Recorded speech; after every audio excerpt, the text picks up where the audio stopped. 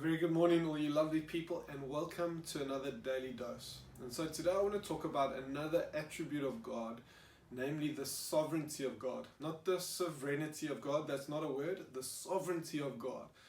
Now, to me, the sovereignty of God is both terrifyingly beautiful and disturbingly comforting. So let me explain. Sovereignty refers to supreme power, usually in the context of a state or a country or a kingdom, to govern themselves. Of course, the same is true of God, except on a scale beyond our finite imagination. And so the Dutch Prime Minister and theologian Abraham Kuyper put it like this. He said, "There's not a square inch in the whole domain of our human existence over which Christ, who is sovereign over all, does not cry, mine." And so God's sovereignty is the attribute by which he rules his entire creation. A.W. Pink says this, he says, "Being infinitely elevated above the highest creature, he is the most high, Lord of heaven and earth, subject to none, influenced by none, absolutely independent. God does as he pleases, only as he pleases, always as he pleases. None can thwart him, none can hinder him." And so to me, the attribute of God's sovereignty is terrifyingly beautiful because of the awesome scope of his power. And so obviously, against the backdrop of mankind, such power is a scary thing because absolute power corrupts absolutely.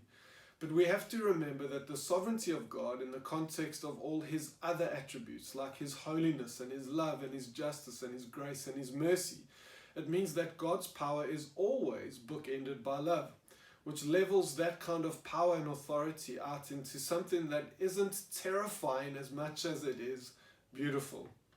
And so I experienced one of the clearest examples of the sovereignty of God in my life when my firstborn daughter, Sophia Grace, was born sleeping. And so a week or so before she was born, we received a prophetic word that said that this child will not cry, will not swallow a nappy, and will be close to God. And initially and ignorantly it sounded idyllic. No crying, no nappies. Wow, it's a parent's dream, right?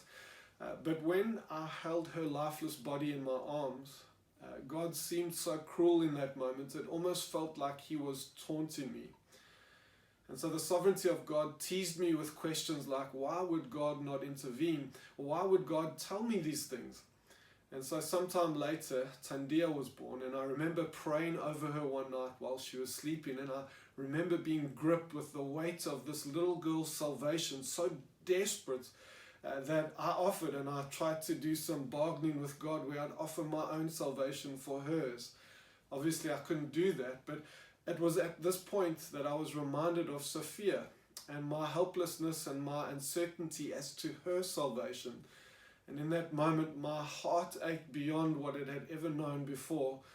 And suddenly I remembered that prophetic word, and the third part of it crystallized into the deepest comfort my soul has ever known. This child will not cry, will not soil a nappy, and will be close to God.